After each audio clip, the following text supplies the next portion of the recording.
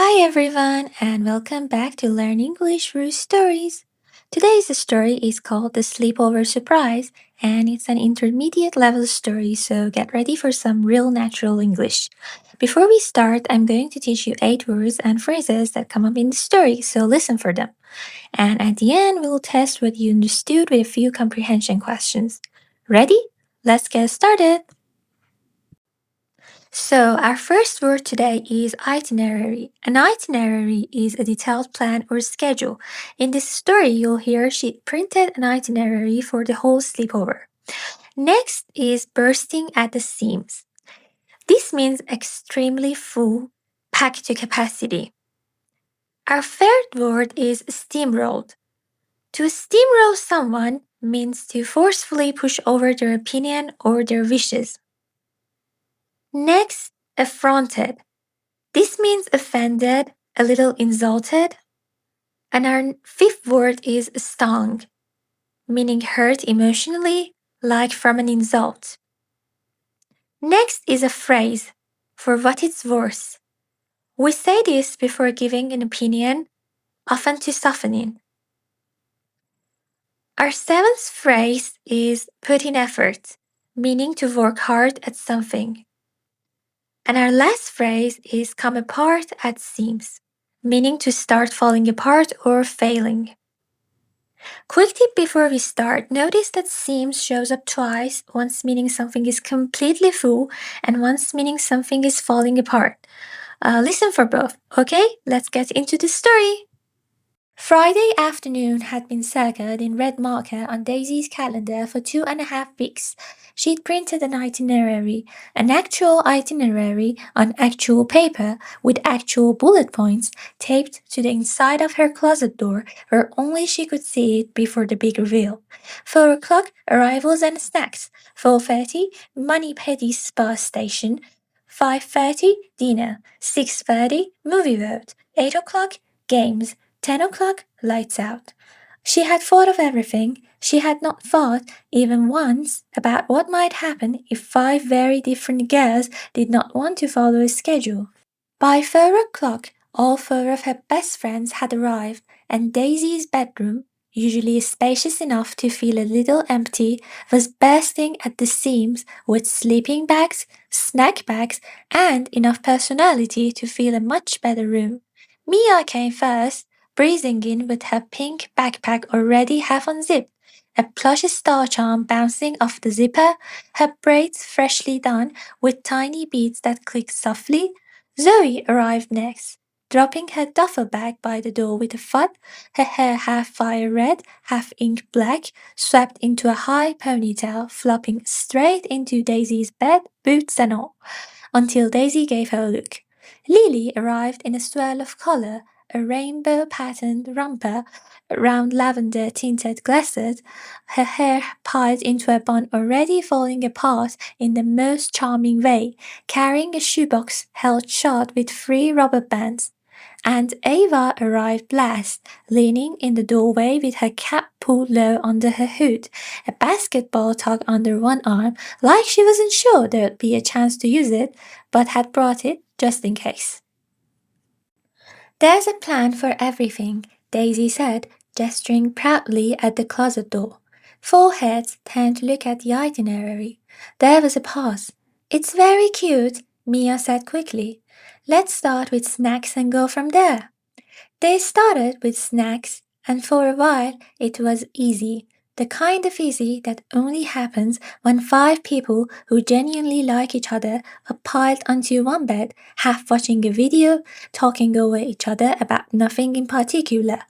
Mia handed out popsicles like she was running the world's smallest concession stand. Ava's gym teacher impressions made Lily laugh so hard she nearly choked on a chip, and Zoe, despite herself, let Daisy paint one of her nails a soft lavender, on the condition nobody told anyone at school. The Money Penny spa station went well for about 20 minutes. Then Lily, who'd been quietly experimenting on her own toenails, held up a foot proudly displaying 10 different colors, each one dotted with a tiny hand-painted star. I did the whole solar system, she announced.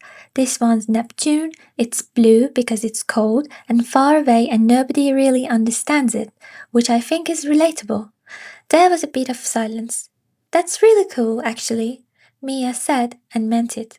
It's a little weird, Zoe said, not unkindly, but not quite kindly either, already moving on before she noticed Lily's smile flicker, just slightly like a candle in a draught.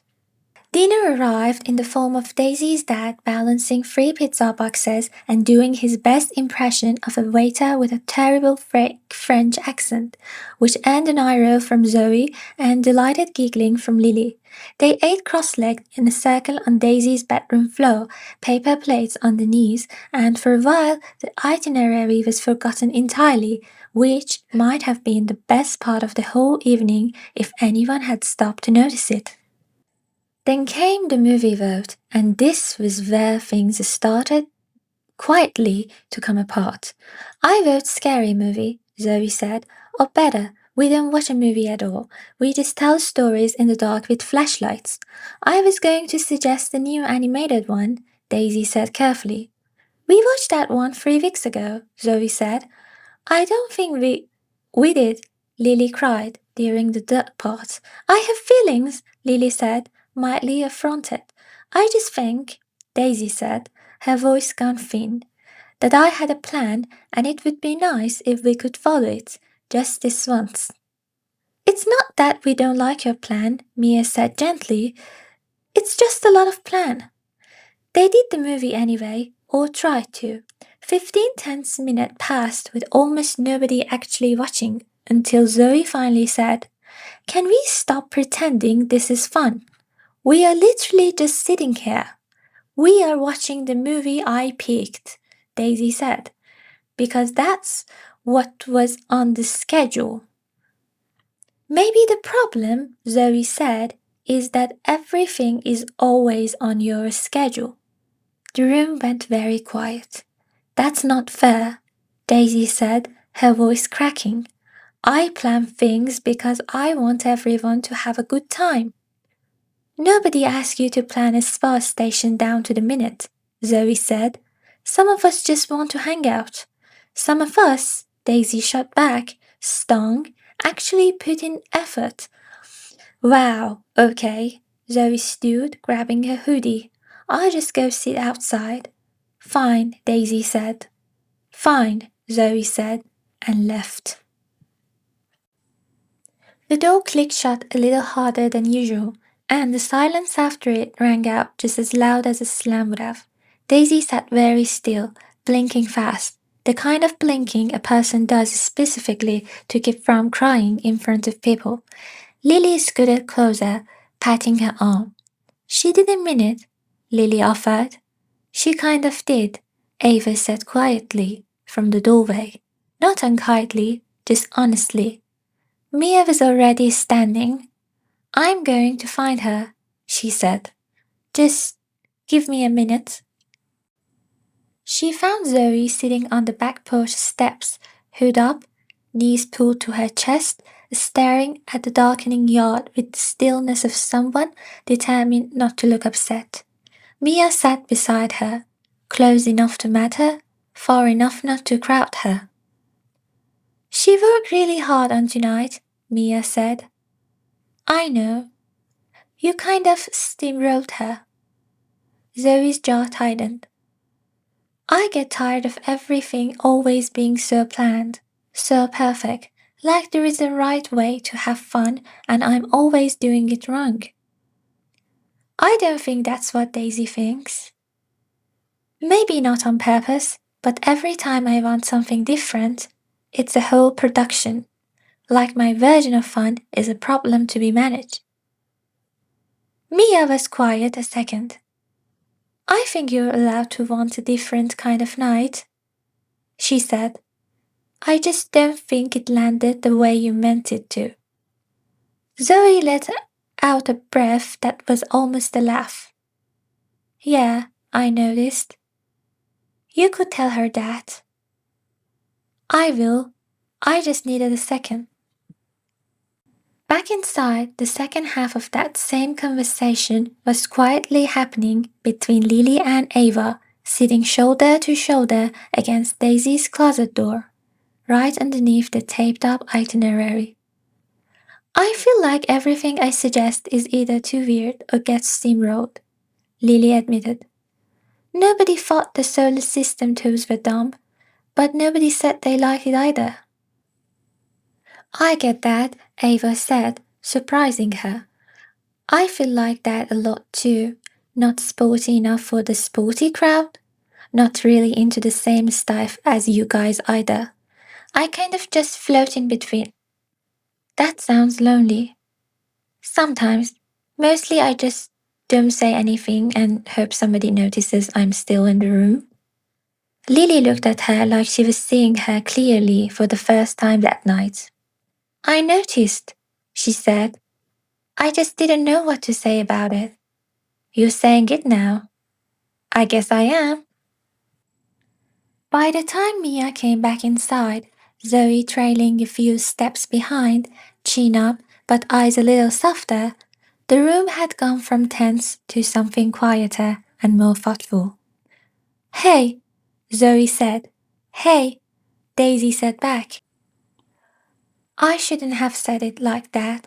About the schedule, Zoe said, sitting down closer than before. I do think you're a really good planner. I just need things to be less planned sometimes. Daisy sniffed. I don't actually want everything and everyone doing exactly what I say. I just get scared that if I don't plan everything, it won't be good enough. I always have fun with you, Zoe said, even with a laminated schedule involved. It's not laminated, basically laminated in spirit. That got the first real easy laugh of the last half hour, and something in the room loosened all at once. It was Mia who suggested the fix. What if we stopped picking one plan and just did all of them? Badly organized, all mixed together, no schedule. Zoe wants ghost stories and flashlights. Lily's got a whole craft kit. Ava wants to actually move her body before she explodes. And Daisy just wants everyone to feel included. So, what if the plan is we build the biggest blanket fort this room has ever seen and we do everything all at once? I have so many blankets, Daisy said slowly, a smile creeping back. It took 45 minutes and every pillow, blanket, and spare sheet in the house, but by 9 o'clock, Daisy's bedroom had been entirely transformed. 2 desk chairs and a broom handle holding up the frame, string lights draped along the inside like a tiny glowing ceiling, every surface buried in blankets until the whole room felt like the inside of a very cozy, very lopsided cloud. Inside it, they did everything. Lily set up her craft kit in one corner and within 20 minutes had talked all 4 of the others into making monster-proof friendship charms out of beads and string. A defense, she explained solemnly, against anything Zoe's stories might cement. Zoe wore hers immediately and without complaint. Ava's somehow ended up the most elaborate of anyone's, which nobody commented on, but everyone noticed. Ava, true to her vote, turned one corner of the fort into an obstacle course out of couch cushions and got everyone, even Daisy, who protested the whole time, into a ridiculous, breathless game of flashlight tag through the blanket tunnels that ended with all 5 of them collapsed in a heap, laughing too hard to actually finish.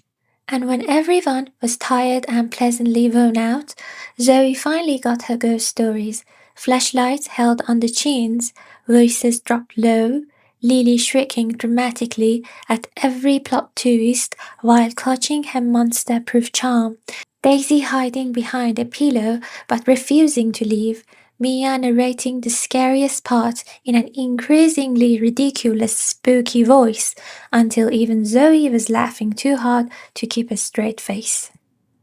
Somewhere around 11, wrapped in blankets, the fort glowing softly around them, the conversation turned quiet and real. I think we are actually all really different, Lily said, staring up at the string light. And somehow it still works. It works because we are different, Mia said. If we all liked the exact same stuff, tonight would have been really boring. It would have been on a schedule though, Daisy said, laughing at herself now. Tonight was better than this schedule, Zoe said. None taken. Daisy said, and meant it.